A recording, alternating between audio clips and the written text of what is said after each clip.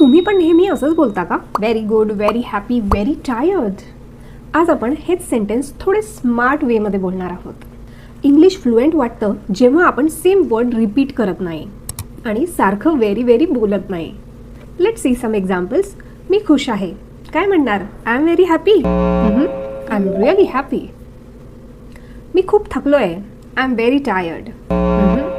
I am exhausted. Movie खूप छान होता.